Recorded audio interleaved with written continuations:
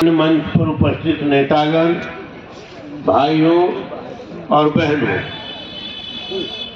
अध्यक्षीय भाषण मुझको देना है। बहुत संक्षेप में, बहुत लोगों ने कर्पूरी ठाकुर जी के बारे में बहुत चर्चा की। अब सांडिल जी यहाँ बैठे हुए हैं।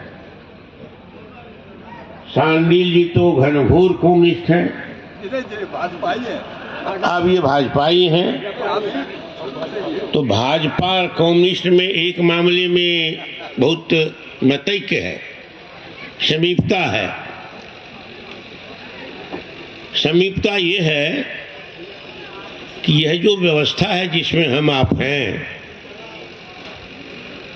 और जिसके लिए जननायक कर्पूरी ठाकुर ने अपने सांस के अंतिम क्षण तक संघर्ष किया, जिसके विरुद्ध वो है वर्ग और एक है वर्ण। तो कम्युनिस्ट लोग जो इस देश में हैं वो भी वर्ण नहीं मानते हैं, और जो हमारे सांडिल जी हैं वो भी जात प्रथा नहीं मानते हैं, राजनीति में वर्ण नहीं मानते हैं, कहते वर्ग है, वो तो वर्ग भी नहीं मानते हैं। लेकिन जब जननायक कर्पूरी ठाकुर ने कहा कि समाज में समरसता नहीं, एकता लाना है, समता लाना है, संपन्नता लानी है, तो भारतीय जनसंघ आरएसएस ने कहा कि समरस समाज बनाना है। जननायक कर्पूरी ठाकुर ने जवाब दिया कि जिस समाज में रस नहीं है वो समाज समरस कैसे हो जाता है। इसलिए उनका ध्येय था कि समाज एक रस होगा, और एक रस होने के लिए वर्ण व्यवस्था पर चोट करनी होगी। सारे वक्ताओं ने कहा है कि वो अपने चट्टान की तरह अपनी प्रतिबद्धता पर अडिग रहते थे, सैद्धांतिक कमिटमेंट पर वो नहीं डिगते थे। तो ये जो शोषण की चक्की है समाज में, जिसमें लोग कहते कि समरस लाओ, तो वो तो सिर्फ वर्ग और वर्ण पर आधारित, वर्ग पर आधारित नहीं है, वर्ग और वर्ण पर है। क्लास भी है, कास्ट भी है। तो इस देश में कोई समता नहीं आ सकती है जब तक कि कास्ट की व्यवस्था अपने स्वरूप में मौजूद रहेगा, जिसमें अनेक प्रकार के शोषण है। क्योंकि ये चक्की है। डॉक्टर लोहिया ने कहा कि ये जात व्यवस्था चक्की है, ये सबको पीसती है। जो इसके पक्ष में है उसको भी पीसती है, जो इसके खिलाफ है उसको तो पीसती ही है, सदियों से पीसती है, और शोषण की वो शिकार है, सामाजिक विषमता के शिकार है। तो ये सबसे बड़ी अवधारणा है। जो विषय आज का रखा गया है वो तो अलंकृत भाषा में रखा गया है विषय, लेकिन कर्पूरी ठाकुर का एक ही ध्येय है, वो समता संपन्नता, लेकिन गरीब का राज। और इसीलिए अंत में एक उदाहरण देकर के, दो उदाहरण देकर, मैं बहुत विवेचना सैद्धांतिक मैं नहीं करूंगा, कि बिहार में भी बड़े बड़े जमींदार हुए, जिसको सामंत भी कह सकते हैं। जमीन चोर आज भी है, बेनामी जमीन उसके पास है कुछ जिलों में, झारखंड में है, पूर्वी चंपारण, पश्चिमी चंपारण, पुराना चंपारण, झारखंड का पलामू जिला, गढ़वा जिला, चतरा जिला, ये लोग इस मामले में आगे रहा है। तो पहली बार 1959 में बिहार विधानसभा में बिहार की सरकार, तत्कालीन कांग्रेस सरकार, लैंड रिफॉर्म बिल लाया, भूमि सुधार अधिनियम विधेयक लाया। और उसमें दो जबरदस्त पार्टियां थी जो मुखर थी। राजा गोपालाचार्य की पार्टी बिहार में थी स्वतंत्र पार्टी, और राजा कामाख्या नयन सिंह की पार्टी थी जनता पार्टी। ये दोनों ने इस बिल का विरोध किया कि ये रिफॉर्म बिल नहीं आना चाहिए, और कई अर्थशास्त्रियों को जो पूंजीवादी व्यवस्था के समर्थक रहे हैं उनके प्रबल उसका विरोध किया।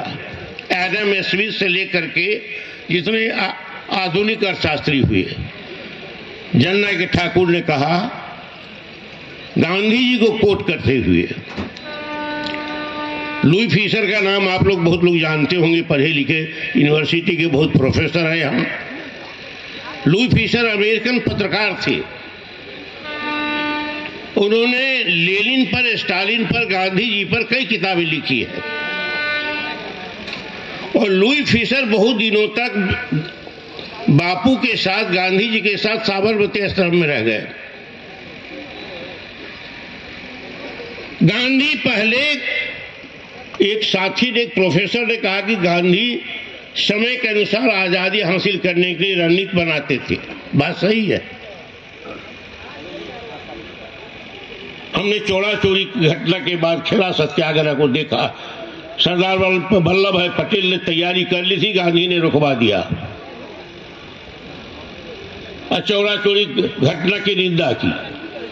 तो पहले जमींदारों के पक्ष में थे क्योंकि उनको शामिल करना था आजादी आंदोलन में। बाद में उन्होंने लुई फिशर को कहा कि लुई फिशर ने कहा कि बापू, आपका आज स्वराज के बाद कैसी व्यवस्था होगी? तो महात्मा गांधी ने कहा कि हमारा गणराज्य 8 लाख होगा आजादी के बाद। लुई फिशर का दिमाग चकराया कि इतनी रियासतें, 6 से ज्यादा रियासतें इस देश में, राजा रजवाड़े हैं, वो तो एक है ही नहीं देश में। होगा कि नहीं होगा, कौन कहां जाएगा, कहा नहीं जा सकता है। लेकिन बापू कहते हैं कि 8 लाख गणराज्य इंडिया में होगा, ये कैसे संभलेगा? तब बापू ने कहा, लुई फिशर ने पूछा कैसे संभव है? पाकिस्तान, बांग्लादेश, भारत मिलाकर के उस समय में 8 लाख रेवेन्यू विलेज थे, 8 लाख राजस्व गांव थे। कहा कि ये विलेज रिपब्लिक होगा जिसका स्वशासन होगा, जिसका उत्पादन पर, वितरण पर नियंत्रण होगा, जिसके द्वारा विपणन होगा, लागत का और बाजार का दोनों का मूल्य निर्धारित करने की शक्ति होगी और चुनी हुई व्यवस्था होगी। ये हमारा विलेज रिपब्लिक होगा, जो 8 लाख गणराज्य का जो इंडियन रिपब्लिक होगा, भारत गणराज्य होगा, वो सबसे शक्तिशाली होगा। उसके बाद पूछा कि जमीन का क्या होगा? पहले गांधी जी ने जमींदारों के बारे में जो बात कही, उसे उल्टी बात कही। कहा कि जमीन को जो जोतेगा, बोएगा, जमीन का मालिक वही होगा। अब इसको एक जवाब विधानसभा में इसी को स्मरण करते हुए जननायक कर्पूरी ठाकुर ने इन दोनों धारा को जवाब दिया मुखर, और सभी जो यूरोपियन अर्थशास्त्री थे, अमेरिकन अर्थशास्त्री थे, वहां से लेकर के मार्क्स तक के समाजवादी, साम्यवादियों, समाजवादियों, अर्थशास्त्रियों का नाम लिखाया और कहा इससे बड़े महात्मा गांधी। इस देश को बनाना है तो महात्मा गांधी के दर्शन के अनुसार बनाना होगा। इसीलिए जमीन जो है ये सोशल प्रॉपर्टी है, ये पर्सनल प्रॉपर्टी नहीं है। इसलिए सीलिंग को घटाओ बिल में जो है, तब पास करो, गरीब जोतेगा उसको जमीन दो। कितनी गरीबी है, कितने गरीबी रेखा से नीचे है, कितने भूमिहीन है, उसका आकलन इस विधेयक में नहीं है। इस मामले वो निर्मोही थे और कहा, उसके बाद जब उनका भाषण हो रहा था तो ये स्पीकर ने कहा कि ठाकुर जी आप कम्युनिस्ट क्यों नहीं हो जाते हैं। कहा कि उनका लक्ष्य हमारा लक्ष्य एक है, साम्यवाद में समाजवाद में बहुत अंतर नहीं है, लेकिन हमारा आधार गांधी है, मार्क्स नहीं है, हिंसा नहीं है, हमारा आधार अहिंसा है, सत्याग्रह है। और इसीलिए गांधी ने कहा था, जब आचार्य नरेंद्र ने चिट्ठी लिखी 1934 में, आप लोगों को बहुत लोगों को पता होगा, यह प्रोफेसर है, कि कांग्रेस पार्टी में कांग्रेस सोशलिस्ट पार्टी बनी थी नासिक के जेल में कुछ लोगों के राय के आधार पर। अब पहला स्थापना सम्मेलन हुआ पटना में 1934 में अंजुमन इस्लामी हाउस में, और उसमें जो प्रस्ताव पारित हुआ था उसी के आधार पर आचार्य नरेंद्र देव ने चिट्ठी लिखी गांधी को कि ये मार्क्सवादी भौतिकवादी ये द्वंद्व के आधार पर जो समाज है, हम समाजवाद के लिए हम प्रस्ताव पारित किए। गांधी ने कहा कि मार्क्सवाद समाजवाद क्या होता मैं नहीं जानता हूं, मैं गरीबों की बात जानता हूं, उसके दर्द की बात जानता हूं, पीड़ा की बात जानता हूं, उसकी गरीबी और मिटाने के लिए, दरिद्रता मिटने के लिए जो भी संभव है वो करना चाहिए, लेकिन हिंदुस्तान की जो परिस्थिति और काल है उसको नजरअंदाज करके नहीं होगा। इसीलिए मैं आपको परामर्श देता हूं कि मार्क्सवादी समाजवादी नहीं, व्यवहारिक समाजवाद। कर्पूरी ठाकुर इसी का उल्लेख किया असेंबली में कि हम व्यवहारिक समाजवादी हैं, गांधीवादी हैं। इसलिए भूमि का सोशल प्रॉपर्टी है, इसको इसी रूप में गरीबों में जमीन को बांटा जाना चाहिए। उसमें कहीं टिकने वाले नहीं थे, इसीलिए वो निर्मोही बहुत थे एक मामले में, दूसरे मामले में वो विद्रोही बहुत थे। निर्मोही थे किस मामले में? अपने बेटा के मामले में, अपने परिवार के मामले में, अपने संतान के मामले में, अपने खानदान के मामले में वो निर्मोही थे। अब विद्रोही थे कि सामाजिक व्यवस्था बदले, वर्ण के आधार पर और वर्ग के आधार पर जो शोषण है दोनों पर एक साथ प्रहार हो, और तब जब गरीबी नई व्यवस्था बनेगी वही व्यवहारिक समाजवाद गांधी का आएगा, वो हो। तो उसके प्रति वो विद्रोही थे, बहुत विद्रोही के वर्ग थे, लेकिन थे बहुत मर्यादित। दो उदाहरण देकर के मैं बैठूंगा। 1985 में मैं पार्टी का जनरल सेक्रेटरी, संगठन मंत्री से उनको जनरल सेक्रेटरी बना दिया गया। 5 जनरल सेक्रेटरी थे, लोकदल था, हम भी थे, त्यागी जी भी थे उसमें, लक्ष्मी शाह उनके प्राइवेट सेक्रेटरी थे ठाकुर जी के, तारकेश्वरी सिन्हा के डेरा पर, क्योंकि उस समय तारकेश्वरी सिन्हा लोकदल में आ गई थी, उनके खिलाफ हमको लड़ना पड़ा था बाई इलेक्शन में समस्तीपुर में। अजीत कुमार मेहता जी जीते थे, हम लोग भी वर्कड़ी किए थे, गाँव गाँव बूथ लूटा था कांग्रेसियों ने, तब भी जीत गए थे। आंख के सामने बम फोड़ा था, गोली चली थी, जान बची थी हम लोग की, तब भी जीते थे जनता की कृपा से। तो 85 में तारकेश्वरी सिन्हा थे, उन्हीं के आवास में बैठक कर रही थी संसदीय बोर्ड की। पार्टी में जो भी आया था कागज पत्तर, मेरा काम था उसको संभाल के सूची बना करके रखना। और लक्ष्मी साहब का था कि जो उनके स्तर से जो ठाकुर जी बताते थे, सबकी राय लिखते थे, उसकी वो फाइल रखता। बैठक चल रही थी, टिकट का बंटवारा पर बात चल रही थी। मैं नाम नहीं लूंगा, माननीय नेता का, इस दुनिया में नहीं है, उन्होंने कहा कि ठाकुर जी फल्ला विधानसभा क्षेत्र से रामनाथ ठाकुर जी को इस बार लड़ा दीजिए। अब इतना सुनना था कर्पूरी जी को कि कर्पूरी जी अपना कागज समेटे और हमको कहा कि मंगनीलाल जी कागज नीचे चाहिए। लक्ष्मी जी कहा, हम लोग पीछे ठाकुर जी को पकड़ा पकड़ा पकड़ा, क्यों?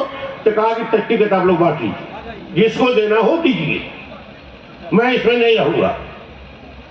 और बाहर जाकर के फिर सब लोग गए, तारकेश्वरी जी गई और लोग गए, सब लोग उनको लौटा करके लाया कि इस पर कोई चर्चा नहीं होगी रामनाथ जी पर। तो इस मामले में निर्मोही थे। निर्मोही इसलिए थे कि वर्ण व्यवस्था में डॉक्टर लोहिया ने कहा था कि लोग खानदान से आते हैं, बाप से आते हैं, जात से आते हैं, यही बड़प्पन का आधार है। इसलिए हर भाषण में जननायक कर्पूरी कहते थे कि ऐसा समाज बनेगा, वर्ण व्यवस्था पर निर्मोही होकर निर्ममता से प्रहार करना हुआ नीतिगत तरीके से। तो कोई व्यक्ति न बाप से बड़ा होगा, न जात से बड़ा होगा, न खानदान से बड़ा होगा, न गोत्र से बड़ा होगा।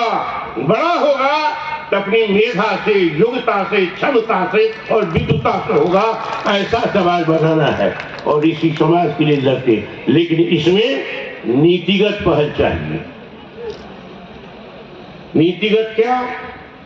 कर्पूरी ठाकुर सबको पानी की तरफ पीते थे, अपमान को भी, अपमाने को पीते थे। मैंने कई प्रसंगों पर उनको अपमान होते देखा, अपमानित होते हुए देखा है। मन में सोच कर रह जाते थे कि हमको पहले को पहले पड़ेगा, हस्तक्षेप करेंगे तो। 82-83 की बात है, अगर मैंने भूलता, रामनाथ जी है, उनको थे उसी, लेकिन ऊपर में थे। समस्तीपुर का एक नौजवान जाता है, 35-40 का उम्र है। कर्पूरी जब पटना में होते थे तो सुबह सुबह टहलने जाते थे, उनके साथ और लोग जाते थे। हम पहुंच जाते थे अपन पैदल एमएलए क्लब से। हम उसमें पार्टी के पदाधिकारी थे, सबको क्लब दिलाया था उन्होंने एक एमएलए के नाम पर। वहां पैदल हमारे साथ जो लोग जाते थे पैदल चलते थे। 5 बजे तक पहुंच जाना है उनके यहाँ। 5 बजे टहलने जाते थे और टहल के आते थे, तब लोगों की बात सुनते थे। जो लोग बिहार के पहुंच जाते थे, उस दिन भी वो बाहर कार्यक्रम नहीं था, पट्टे में था उनका। कर्पूरी टहल के आए और पीछे, घर के पीछे जो वहां बरंदा था, चौड़ा था, उस पर बैठ गए। 40-40 कुर्सी रही होगी, लोग उस पर बैठे थे, कुछ खड़े थे। एक नौजवान आया, प्रणाम किया, कहा क्या वो क्या हाल है। इतना ठाकुर जी का पूछना था कि अभद्रता के साथ उनके साथ व्यवहार करने लगा, भाषा का इस्तेमाल करने लगा। वो 5 कदम पीछे जाता था, फिर 10 कदम आगे आता था। हमने 3-4 साथी हमारे साथ थे, हमने उसको पकड़ना चाहा। ठाकुर जी हमारे देखो, बैठो बैठो, जाओ, तुम क्या कर रहे हो। गुस्से में आकर के कभी कभी वो तुम हमको कह देते थे। मैं बैठ गया, फिर वो बोलता रहा, ठाकुर जी सुनते रहे। ठाकुर जी ने कहा कि वो क्या बात है आपकी, लेकिन वो सुनने वाला नहीं था। वो तय करके आया था कि जननायक कर्पूरी ठाकुर को अपमानित करना है। वहां जो लोग बैठे थे उन लोगों ने एक बार कहा कि पकड़ो इसको। तो ठाकुर जी ने सबसे हाथ जोड़ा कि आप लोग हमको बेइज्जत मत कीजिए। वो लोग चुप हो गए। थोड़ी देर के बाद ठाकुर जी अपना कागज पत्तर समेटे, तब तक ऊपर से जितने रामनाथ जी नीचे चले आए। रेणु का नाम लिया, सिद्दीकी जी ने अभी उबाही थी हम लोग की, वो रामनाथ जी की पत्नी ऊपर थी, चाची ऊपर थी, सब लोग ऊपर से झांकने लगे। इतना शोरगुल होने लगा। मैं मकान के पीछे चला गया, ठाकुर जी गाड़ी में बैठ के चले गए। मैं रोने लगा और रोना मेरा आंसू रुकता नहीं था। फिर ऊपर ले गया, सब लोग पकड़ के, चाची ने कहा, कुछ लोग आगे चाची आ जाएंगे, चलिए ऊपर। रामनाथ जी की पत्नी ने, रेणु ने,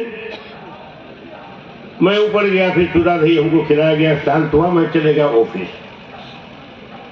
2:30 बजे या 4 बजे ललन जी पहुंचते हैं वहां, खोजते खोजते।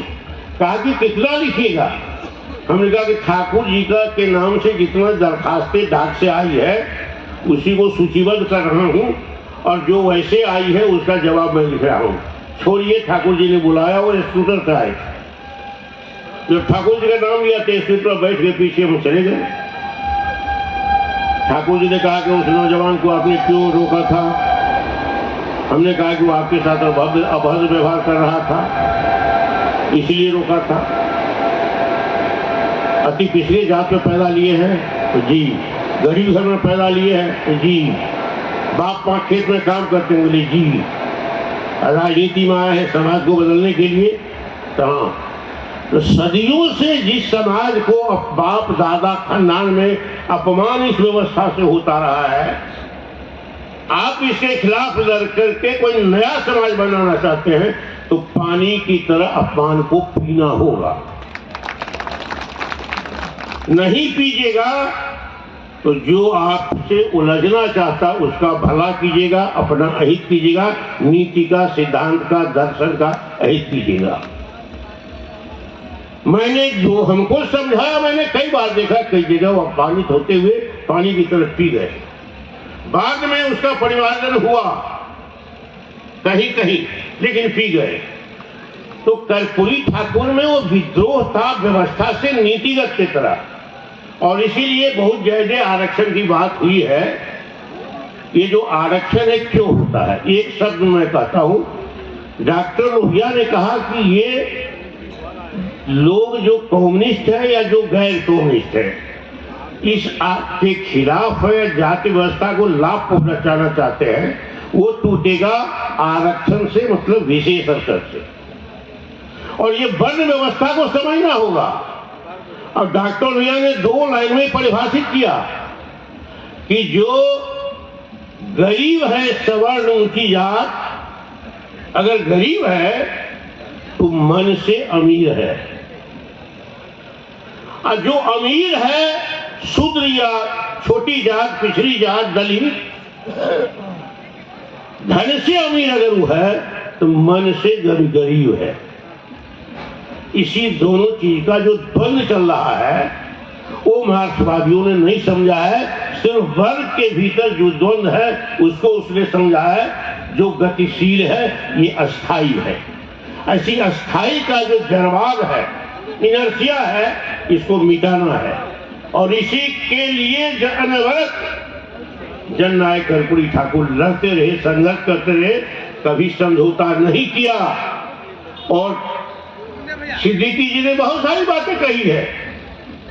कुछ किताब उनके ऐसे मिली जिस किताब में पैसा पेज में रखा जाता था, कोई अभावग्रस्त आदमी जाता था तो रामनाथ जी पीछे पीछे घूमते भी चले, ये राशन नहीं है लेकिन वो पैसा किताब से मिलेगा तो उस गरीब को हम देते हुए देखे हैं कि बीमार इलाज कराने के लिए जाओ। और अखबार निकालने के लिए दरभंगा में चंदा हुआ था, हजारीबाग में चंदा हुआ था, मेहता साहब में हरिवल्लभ इजवार बन गए, उस अभियान में उनको लगाया था। वो पैसा चंदा वसूली होकर के वो लहरिया सरे के बैंक में रह गया, हजारीबाग में बैंक में रह गया। वो 60,000 रुपया नहीं अभी तक जमा है, बल्कि जो अखबार के नाम पर पैसा जमा है, चंदा करके डॉक्टरों से लिया, दूसरे लोगों से लिया, तो वो दोनों जगह पैसा जमा है, जितनी जानकारी हमें। इसलिए वो निर्मोही पैसा के मामले में भी थी।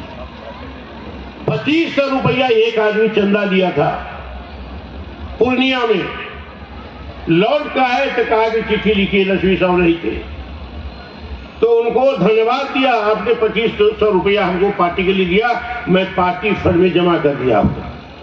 3 दिन के बाद फिर हमको कहते हैं, उनके साथ पूर्णिया गए थे, कहा कि डिक्टेशन लीजिए तो भोरे भोर। हमने क्या तो लिखना सुन के और तो लिख लिए, फिर कहता कि आभार उनको धन्यवाद चिट्ठी दीजिए। उनको तो लिख चुके हैं आप? हाँ लिख चुके हैं, छोड़ दीजिए, मिलेंगे तो धन्यवाद दे देंगे। तो ये लोगों के प्रति सचेत भी रहते थे। कौन क्या इस समाज, ये जो जग है, ये जो संग्राम है गरीबी के खिलाफ, कंगाली के खिलाफ, इसीलिए उनको झोपड़ी के लाल लोग कहते थे। गरीब खड़े हो जाते थे उनके रास्ते में, झोपड़ी के लोग खड़े हो जाते थे उनके रास्ते में। और इसीलिए अंत में एक बात कह करके मैं अपनी बात समाप्त करना चाहूंगा कि नेपाल हम गए थे, देवेंद्र जी है यहाँ की, चले गए हैं, चले जाने वाले हैं ही नहीं। नेपाल से साथे आए थे हम लोग, तो हम पहले जनकपुर गए भाग करके, ठाकुर जी से पहले जनकपुर पहुंच गए थे। एक दिन वो जनकपुर आ गए, क्योंकि ये हम लोगों को कहीं से आभास हो गया कि इंदिरा गांधी ने किंग से बात कर ली कि कर्पूरी ठाकुर जी को ठिकाने लगाओ।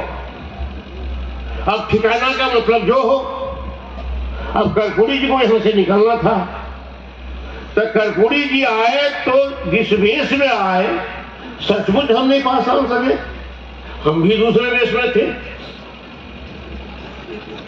तो ठाकुर जी एकदम गिरवा वसुधारी, दाढ़ी बरी हुई, चंदन लपेटे हुए, पाँव में चप्पल नहीं, हमको भी नहीं था, तो हम बने उनका चेला, कमंडल जी आते हैं और उनका जितना कपड़ा था सब लिए। हमको कहा कि बोलना नहीं है, हमको ठाकुर जी का कर संबोधित करना है, नहीं तो आप लौट जाइए, किसी को अपना परिचय नहीं देना है, किसी के बगल में बैठता है तो कहिए कि हम जाते हैं मठ पे, हम साधु बाबा। मेरे बारे में पूछे तो कोई नाम कर दीजिएगा, वो बहुत बड़े तपस्वी है, चप्पल उप्पल के कुछ लुंगी, उजला धोती कपड़ा का लुंगी पहने हुए थे, ऊपर में गरुआ पहने। बस वो जो राजमार्ग था, जनकपुर से निकले तो राजमार्ग जाके राजविराज के बीच में बड़ा बड़ी नदी थी, पुल नहीं बना था, लेकिन बस पार करती थी, पैसेंजर को उतार करते। ठाकुर जी वहां है, हम यहाँ है, कहा गया था कि शक करके नहीं चलना है, हमसे दूर रहना है, हमारी चिंता नहीं कीजिएगा कि मैं लड़खड़ा रहा हूं कि गिर जाऊंगा, आप सामान लादे रहिएगा। ठाकुर जी गए राजविराज, वीरेंद्र जी भी रहे, देवेंद्र जी ने चर्चा की वीरपुर की, और वहां से रात में जंगल से उनको भगाया गया। तो ट्रक पर लुंगी पहन करके चिप जिस पर लदा हुआ था मजदूर बन करके वहां से निकले, कलकत्ता गए, और कलकत्ता से फिर वहाँ करुणानिधि सरकार की डीएमके के वहां गए, और वहां से और जगह गए। तो कर्पूरी ठाकुर ने परिस्थिति से संघर्ष करना हर समय में, हर परिस्थिति में लोगों को सिखाया है, उनके अपने आचरण से। और अंतिम बात एक कह करके, बहुत बातें थी, अंतिम बात कह करके बैठेंगे कि बिहार में लैंड रिफॉर्म्स नहीं है हुआ, अभी भी जमीन के बड़े जोरदार है कहीं कहीं, लेकिन जनसंख्या बढ़ रही है, जमीन घट रही है, पर व्यक्ति जितना रिक्वायरमेंट है जमीन का, एक भूमिहीन परिवार को बेरोजगार की दशा में उतनी भी जमीन नहीं है। लेकिन आज भी जमीन लोग छुपाए हुए बेनामी के नाम पर चंपारण में वो करके आए हैं। बिहार में 3 तरह का पर्चा आज भी है। लैंड सीलिंग एक्ट से सरप्लस जमीन पर जिनको पर्चा दिया गया, भूमि हदबंदी अधिनियम से अधिशेष भूमि पर एक पर्चाधारी वो है। दूसरा पर्चाधारी है कि विनोबा भावे के द्वारा भूदान के तरफ से जो जमीन मिली थी द्वारा, उस पर पर्चा दिया गया। और तीसरा है बासगीत का पर्चा। ठाकुर जी बहुत जाने लगे थे चंपारण में, हमको भी ले जाते थे साथ। उनके अपने देहांत 87 में, जो 88 में देहांत हुआ, उससे पहले 2 साल हमको प्रभारी बनाया और कहा कि चंपारण में बेटिया में रहना है, सब जगह जाना है और पर्चाधारियों की सूची बनानी है। लास्ट समय में जब ठाकुर जी को मैंने जानकारी दी थी कितनी सूची बनी, हमने कहा कि 2.5 लाख तक सूची बन चुकी है। जिनको जमीन पर कब्जा नहीं हुआ उसकी सूची, जिनको पर्चा मिला कब्जा हुआ वो बेदखल हो गया वो सूची, और जिनको पर्चा मिला लेकिन जिसके बारे में आज तक कभी जमाबंदी या दाखिल खारिज नहीं हुआ और कब्जा नहीं हुआ, 3 तरह की जमीन है, आज भी है। कहा कि हमारे जीवन की अंतिम लड़ाई होगी, लेकिन वो लड़ नहीं सके, पूर्ण नहीं कर सके और ये चले गए। हम तमाम लोगों को संकल्प लेना चाहिए इस लड़ाई को जितना ही शेष है उसको हम लोग पूरा करें, उनको श्रद्धांजलि देने के लिए। अब ये पीठ ठोक रहे हैं जो संचालक जी हमारे हैं, हम तो अध्यक्ष हैं, अब संचालक ही हमको कहते बैठ जाओ, तो इनकी बात हम मानेंगे।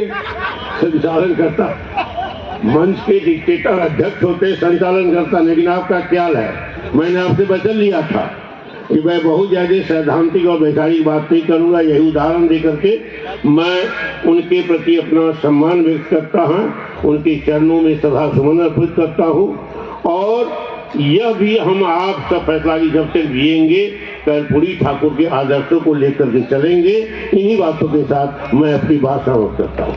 केसी त्यागी अंकल, माननीय उद्घाटनकर्ता श्री देवेश चंद्र ठाकुर जी एवं उपस्थित विशिष्ट अतिथि, मंच पर विराजमान सभी सज्जन बहनों एवं भाइयों, मैं इस महाविद्यालय की तरफ से, कर्पूरी ग्राम की समस्त जनता की तरफ से, समस्तीपुर जिला के वासियों की तरफ से एवं समस्त समाज की तरफ से मैं आपके प्रति आभार प्रकट करती हूँ।